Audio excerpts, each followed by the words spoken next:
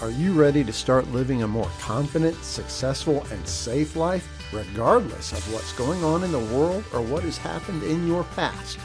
Then you're at the right place at the right time. The FemVincible Podcast, where we bring you content and guests to help you focus on moving forward as the powerful you that you are truly meant to be. So welcome to FemVincible. Welcome, everybody, to the FemVincible Podcast. And I'm just glad you're here. I've been having some technical troubles, but I mean, isn't that life? It's the way it goes. So yeah, we're starting a few minutes late, but we are here. And I'm excited today because my guest is the wonderful Emmalou Penrod. And I can call her that because I know her. And once you meet her, you will also think of her as the wonderful Emmalou Penrod. And what we're going to talk about today is how strong family relationships create a safer family.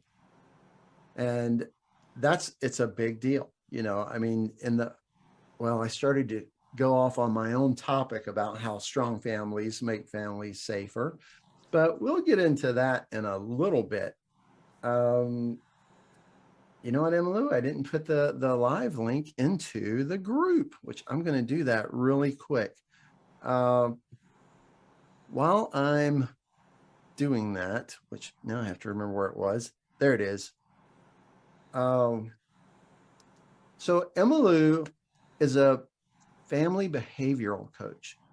Now, that's what she does now. She's dealt with children and families for 25 years. As a school teacher. Yeah. And so now she's coaching families about how to connect more, how to have greater relationships, and to get through challenges that families face. And Emily, that's just incredible. It's one of the things that I tell people is that, your home relationship, especially for women, if they have a strong relationship with their spouse, that's one of the places they learn to feel confident and they learn to believe in themselves. And like I said, every time on every show, the more confident a woman is about herself and who she is, the less likely she is to even be targeted by a predator. And if she is targeted, then the more likely she is to respond powerfully and effectively because she respects herself. She finds herself worthy of respect.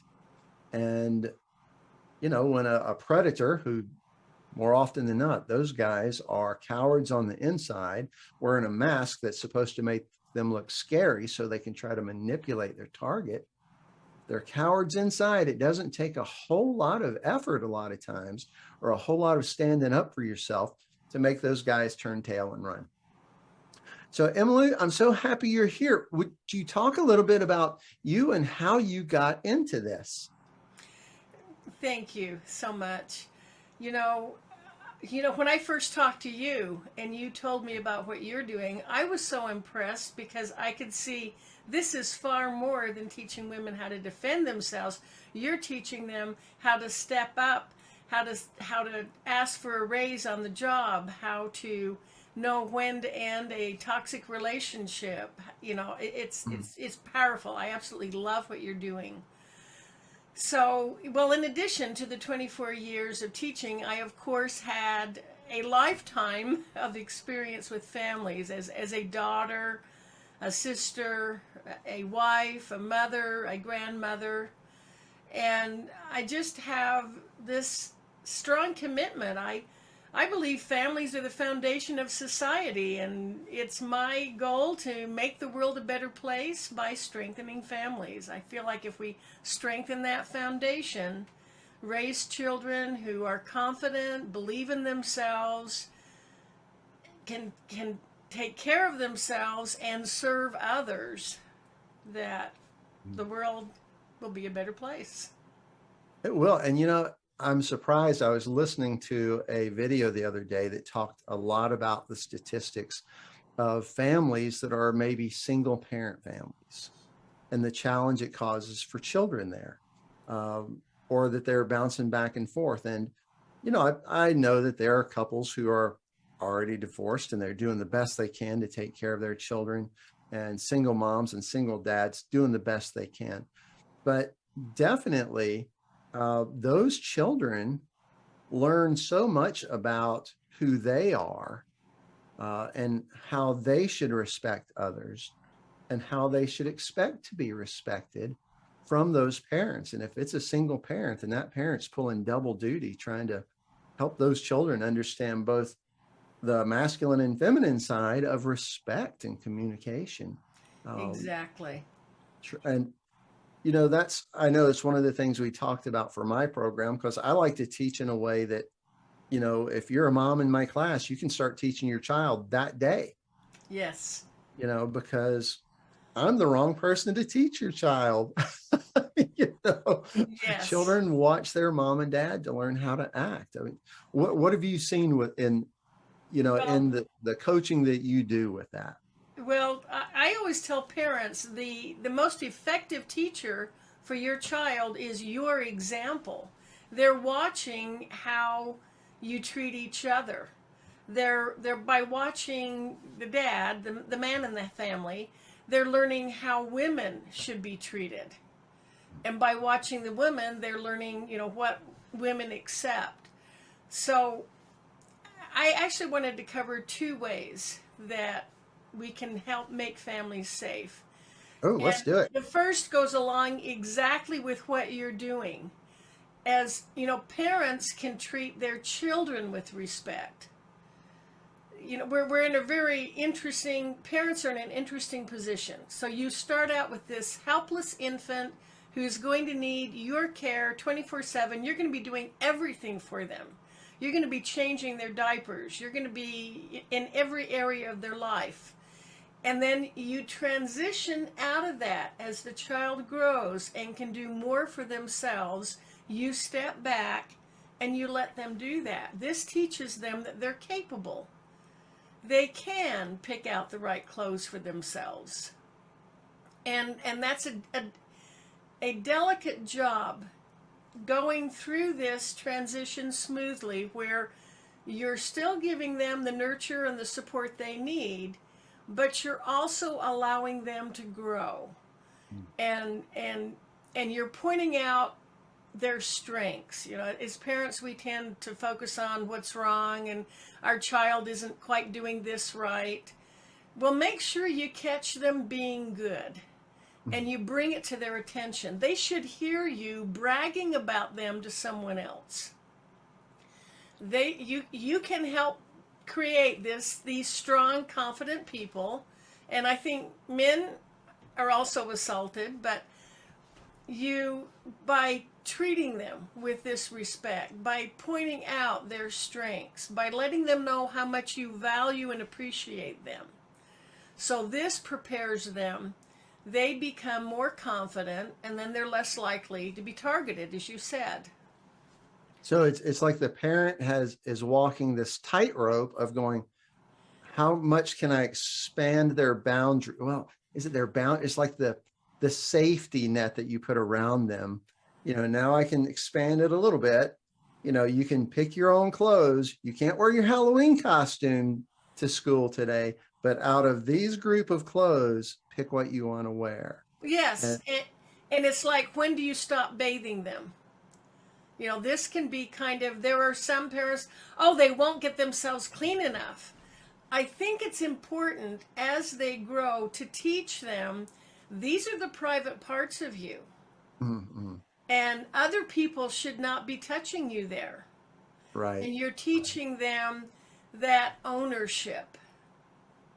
And I read another great article the other day, and I had to really think about it. It was talking about teaching children the proper names for body parts. Yes. So that when something is improper at school or at their friend's house or with the babysitter or whatever, when they're saying it, they're clearly saying what happened, not having, the cute nicknames for their body parts. It's okay. I mean, the anatomical names for your body parts are not dirty. It's not rude. It's not ugly. It's just the name of it. And to teach them that so that they don't have shame around it allows them to say, hey, mom, this man touched me here, or, without having to dig through, what does she mean when she talks about her flower?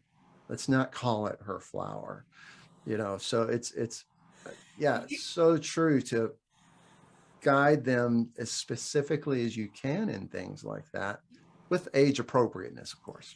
You just hit on something so valuable. That's exactly where I was going.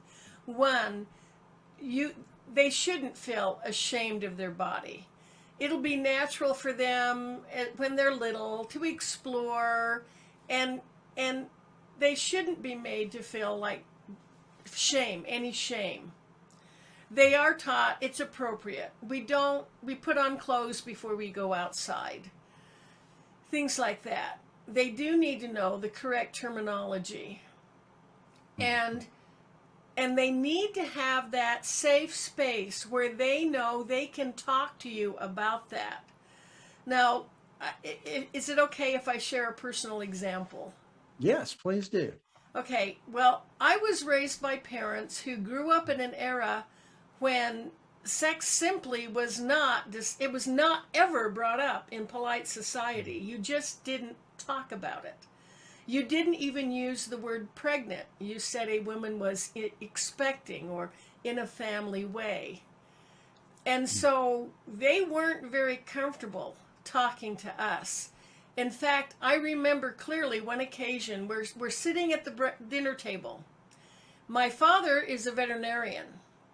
And so we had several horses. We lived on 7 acres and somehow it came up that he had to treat one of the sheep for venereal disease. And I, in my innocent childish voice, looked up and said, "What's venereal disease?" I was the youngest in the family. The entire family froze, forks midair. Everyone just... And my father, the scientist, took a deep breath, stared intently down at his plate, and launched into this scientific explanation with words this long. I didn't understand what he was saying, but I learned, don't ever bring up any. I got enough out of it to know it had something to do with sex. And I just remember thinking, don't ever bring that up again. So at a time in my life, I was 9 years old, and I needed to tell my parents, I was trying to tell my mother that I was being molested, and I didn't have the words to say it. I didn't know how to tell her. And the end result was she was busy preparing dinner, and she ended up saying, not now, I don't have time. And so I never did tell her. And that is what, and I know now we're much more open. Mm-hmm. But the question is, how are we talking about it? Are we making it sound like a joke? Something that men are proud about and women are ashamed of. It's a way to use someone. If we can teach our children that it's special, that they deserve to be treated with respect. And if anyone violates them in any way, or even makes them feel uncomfortable, we want them to come and tell us. And they need to feel that they can talk to us, that we won't overreact and immediately, oh, that happened, oh, that we're listening to them, we're thanking them for sharing, and we're also letting them know that we will protect them and we take action.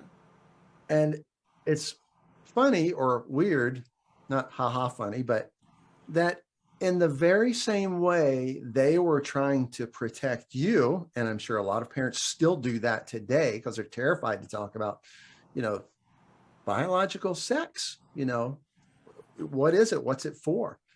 And trying to protect you from it, they took away the very possibility that you could even talk about it when something was wrong. Yeah.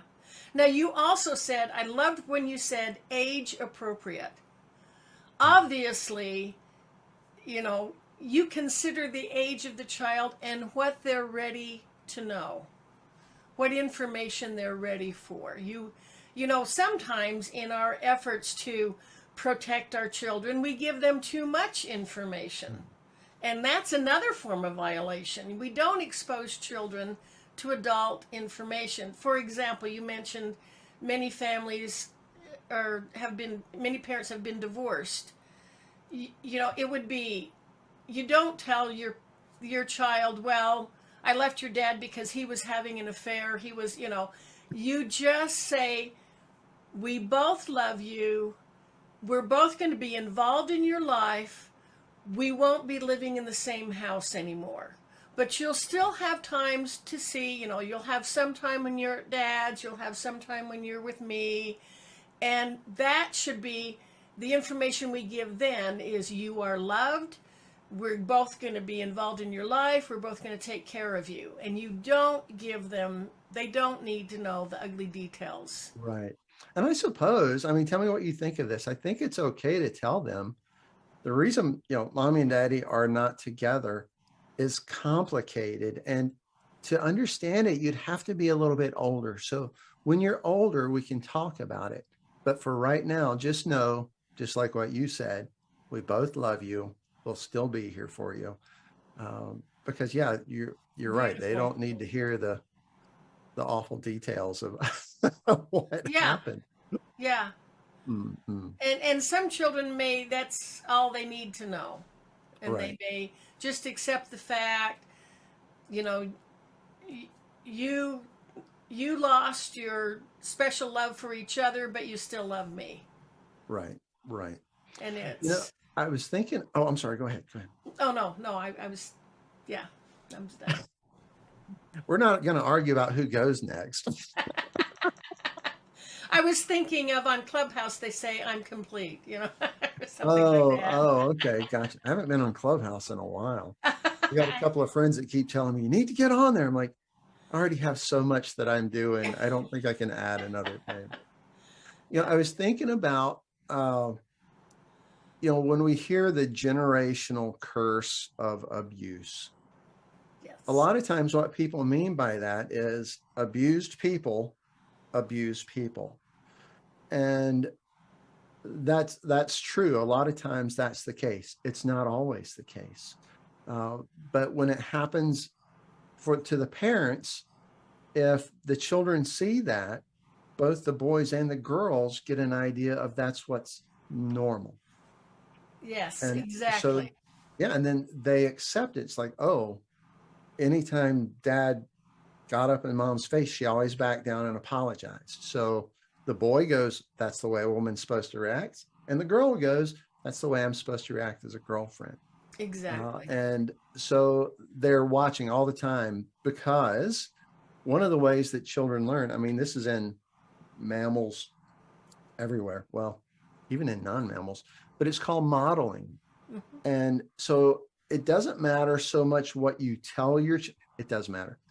But when you tell them something, if you act a different way, our brain, as we're growing, it is built to watch what goes around you, what goes on around you, how the adults act, so that you know how to act. So you might say, we don't use these certain words because they're not polite. But then when they see mom and dad arguing and they're using those words, yeah, that sinks in farther. But it's built in. What you do is shouting so loudly in my ear I can't hear what you say. Right. Yeah, they're again, children learn from your example. They're watching you. And they're noticing how you treat them. I think, if a girl is berated by her father, she's probably going to be looked for a man who will verbally abuse her. She accepts that that's the way it is. That's what she deserves. And I guess that's where the saying comes, that you will end up marrying your parent. A girl will end up marrying her dad. A boy will end up marrying his mom. Someone that Unless acts like they that. choose otherwise. I have Right. seen, as a teacher, I have seen those students, I've had them in my classroom where they looked at the lives their parents had and they decided, I don't want that. And they were the first one in their family to graduate high school. Oh, so that's Or they made that choice to stop that generational curse. To another problem is abuse thrives in secrecy. Mhm. When and I think it's fair to caution children, if anyone tells you to keep a secret and not tell me, then I probably need to hear it. Right. Unless it's your birthday, but Right. the idea being that and then sometimes in family, other family members know what's going on, and the family colludes in keeping the secret, and it doesn't get better, it just gets worse. Right. Another part of the generational curse. Yeah. You know. It's And something we don't talk about. Right.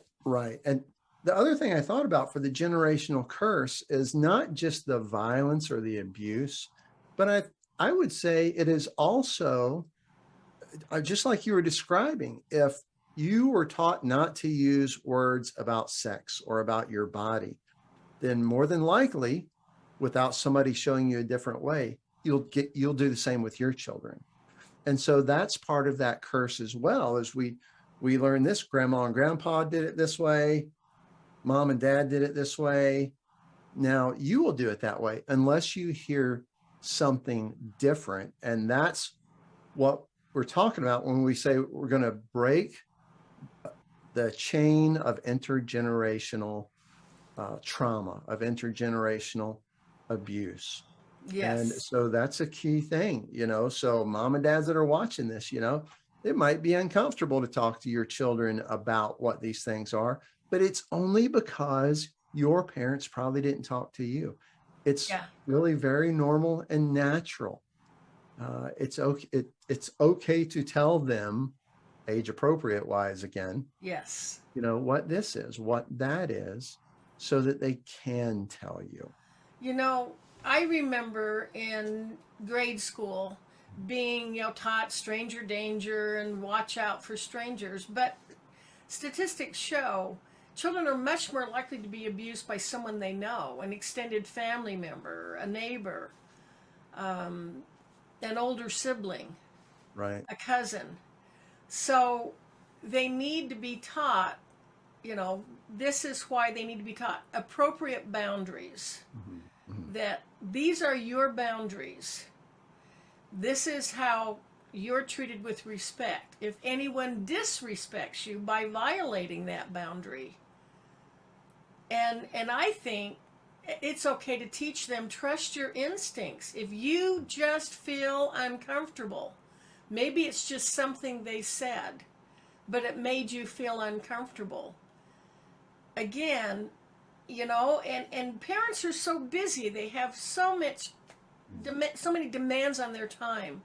But if they can just set aside a designated time that they're just listening to their children, they're creating this, I will listen to whatever you have to say. I care deeply about you, and I'm interested in hearing anything you want to talk about. If they can just create that, and build that rapport, that trust, that is just the greatest gift they can give their child. In addition to teaching them to believe themselves, teaching them that they deserve to be treated with respect. They're not an object.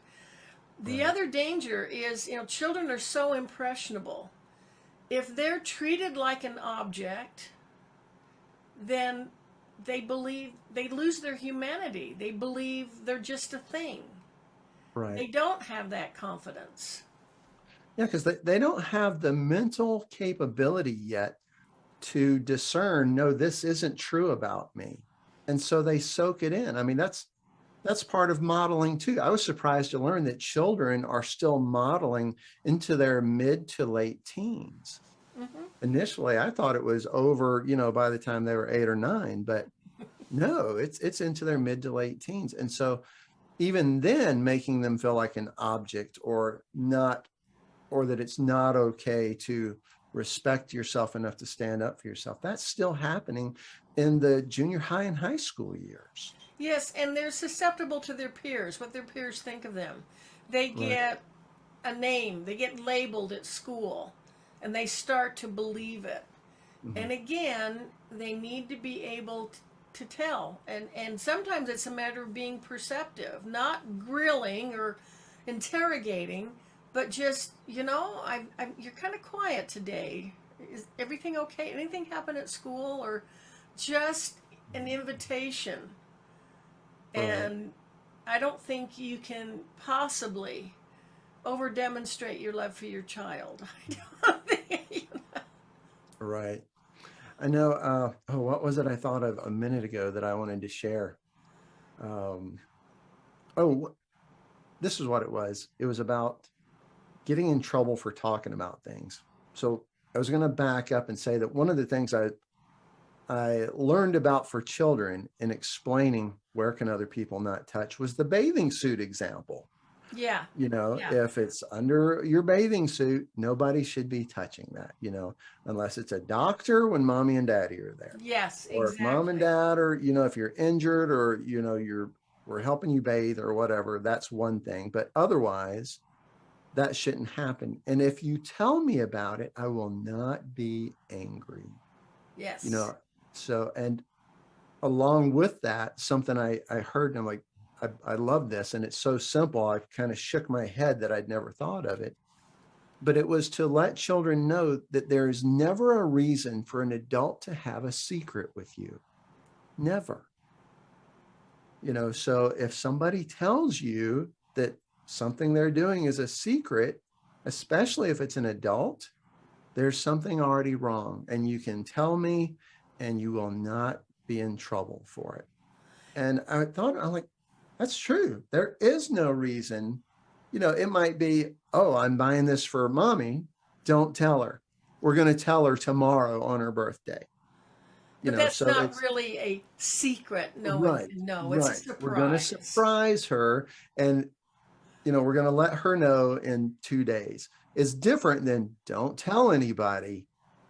This is our secret. Now you can't tell your mom. Right.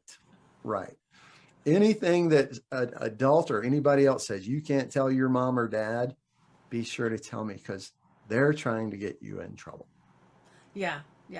And you touched on something else. Children tend to blame themselves. They'll tend to feel like it's my fault. And they need to understand that it isn't. That the adult is the authority figure, and their response, and maybe they won't understand it until they're older. But I think if we can prevent it, if we can, there's that grooming process where an older child or an adult is kind of preparing the child, kind of giving them special treatment. You and I have a special relationship, and that grooming process, I think parents need to be aware of any type of grooming activities. And one of the things that makes grooming easier for a predator to do is if the children are not getting love, connection, protection, and safety at home, because they will crave it from somewhere else. If the bad guy at the park tells me he loves me and I'm beautiful or I'm handsome and I'm smart and, I have a gift for you, and he's never got that, he or she has never received that as a child at home, of course it's going to be easier for that predator. Just like you said, the predator is looking for the women who don't look confident. They're looking for the children who maybe look abandoned and lonely and uncared for. Right. So make sure your child knows how deeply they're loved, and spend as much time as you can with them. Again, I know they're, especially single parents, they're working a full-time job and do the best you can. And I think children understand that. I think they're able to understand, mom or dad, they can't spend as much time with me as I'd like, but I know they're doing the best they can. And use extended family. Maybe you're a single parent and you don't have an example of a healthy marriage to show your children, but if your parents do, or some extended family, make sure your child sees that. Maybe even point out, did you notice the way that he spoke kindly to her? Do you notice the way he opened the door? Whatever. But make sure they do see that example of a healthy relationship between a man and a woman. And I would say, even for those busy parents, in the time you do have with your child, love on them. Make them feel seen, and make them feel heard, and make them feel safe and loved and special. Because again, that's what we're talking about. When your family relationship is stronger, that child is more likely to talk to mom about what happened, or to dad, or to ask the question, hey, this boy at school said this. Is this true?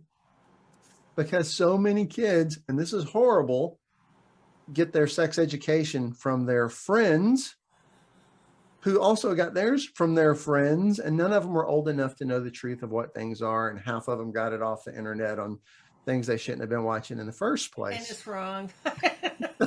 And they have no idea. And again, if you don't have that relationship between you and your child where they feel safe and comfortable and believed, and that they won't be in trouble for asking, is it okay that a boy touched me on my shoulder? Is it okay that, coach so-and-so did this, or whatever? If they're afraid to talk about it, if they're afraid to speak to you, if they're afraid they're going to be disciplined because they know touching those areas are bad and somebody did it, and that guy told me it was my fault, they have just created a dark place for that child to live in.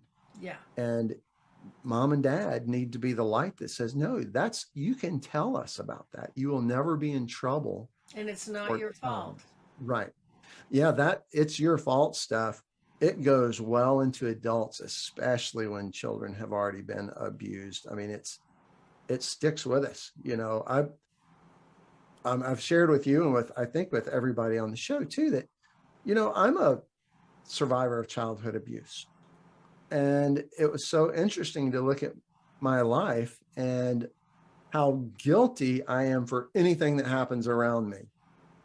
I feel it. I mean, this is kind of silly, but I'll catch myself. I've done this before in the kitchen, carrying my plate, bumping into the counter, and no kidding, without even thinking about it, I'm sorry, to the counter. I said, I'm sorry to the countertop. The counter has feelings. It's just crazy that happens. And so, there's that thing again, that as a strong family who communicates, because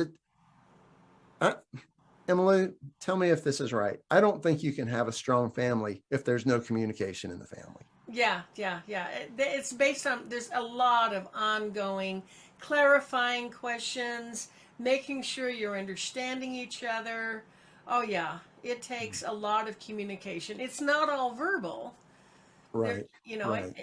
There is nonverbal communication going on as well, but it takes a great deal of communication to have a happy, strong family. Right.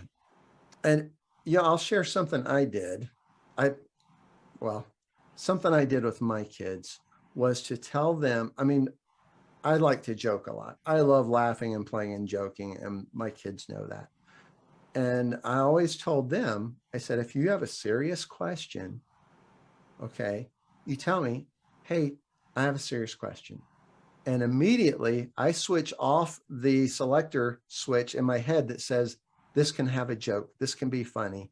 And I've told them, you ask me and we won't joke about it. I won't make fun of you for it. None of that will happen. I will give you a full, clear, and concise answer that you can understand. And so it's okay. Yes, we will joke about silly things, but when you get to a place where you need to hear a serious thing or have an uncomfortable question or an uncomfortable conversation, tell me that, and all that other stuff I tuck away, and we have a serious heart-to-heart, safe talk. And I feel like that worked well in my family. That's a beautiful example. You created that safe space that they knew, we can get serious.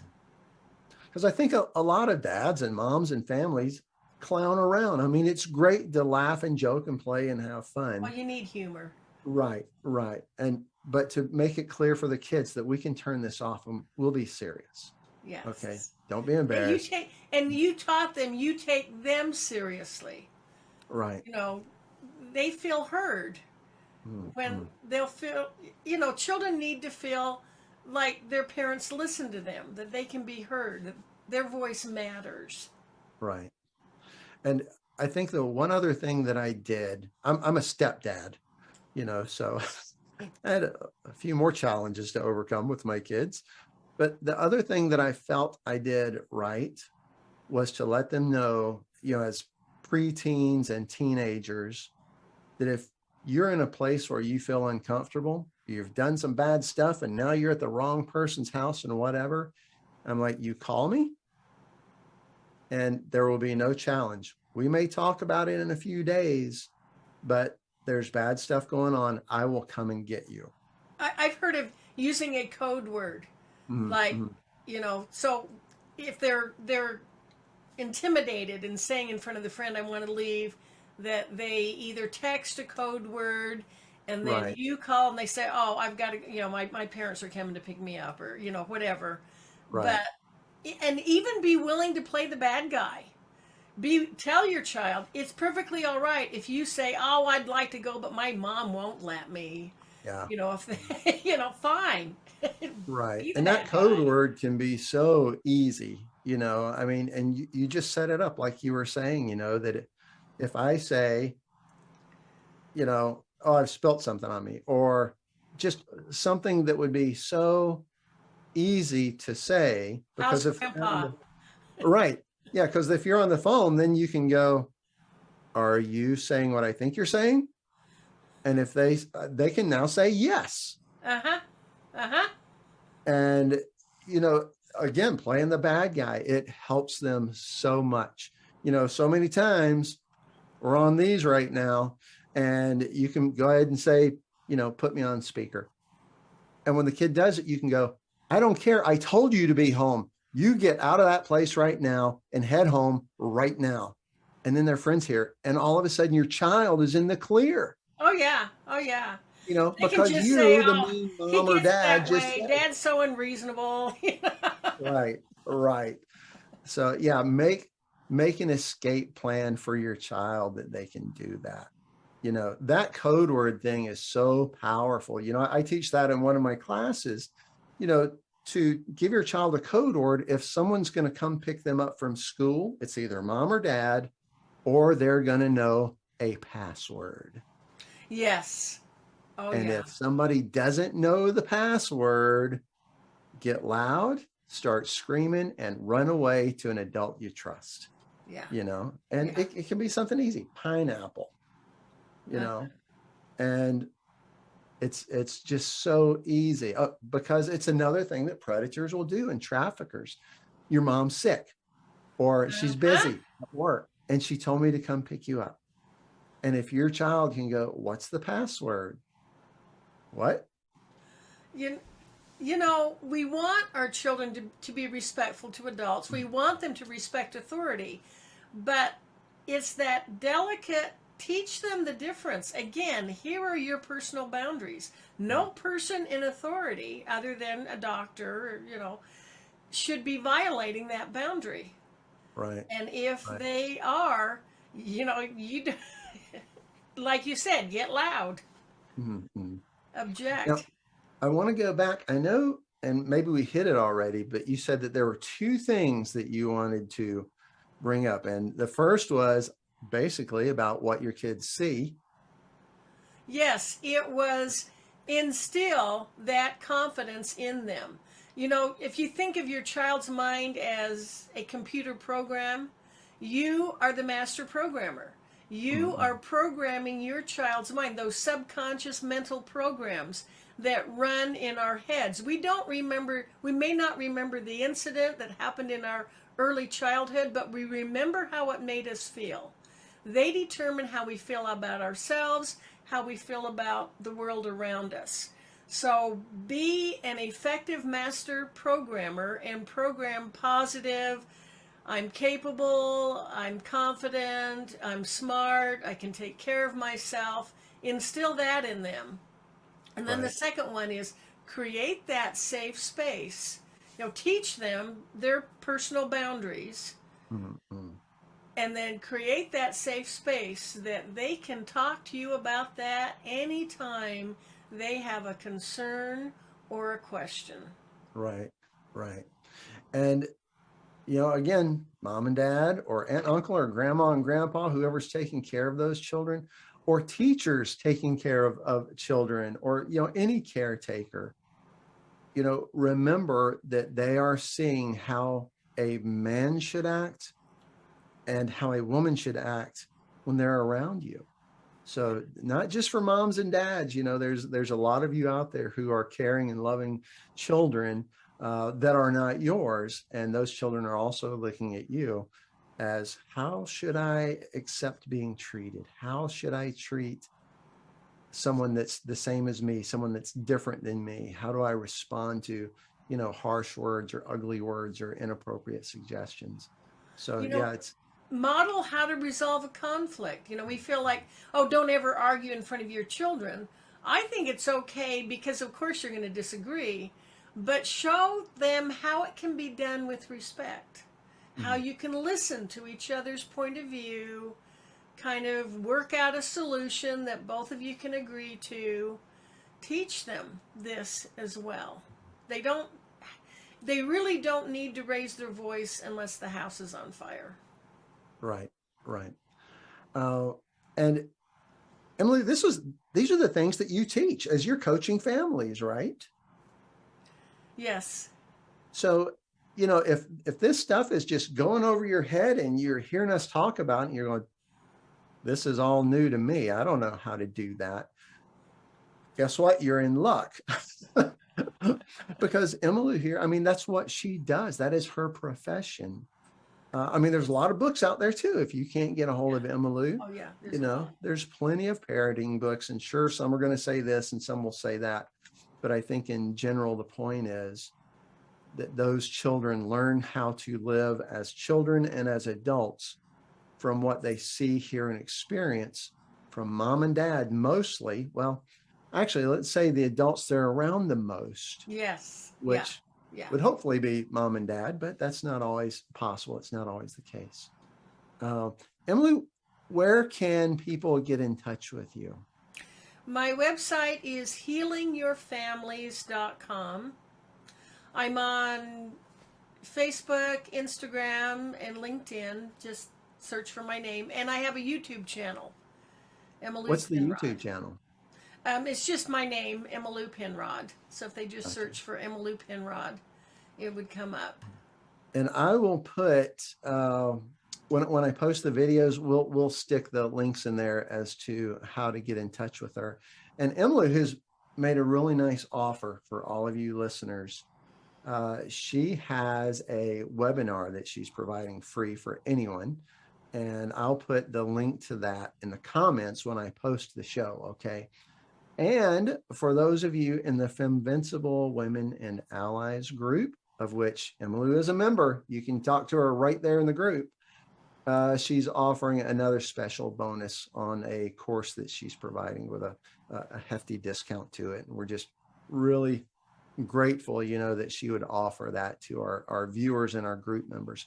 And if you want to be in that group, in the FemVincible Women and Allies, and I say in allies because guess what?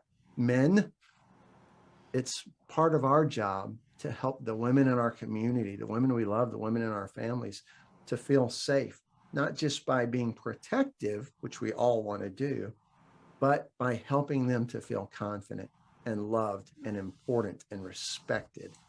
And there again, that's what we're talking about happens in family relationship building and family behavior coaching, just like what Emmalou does.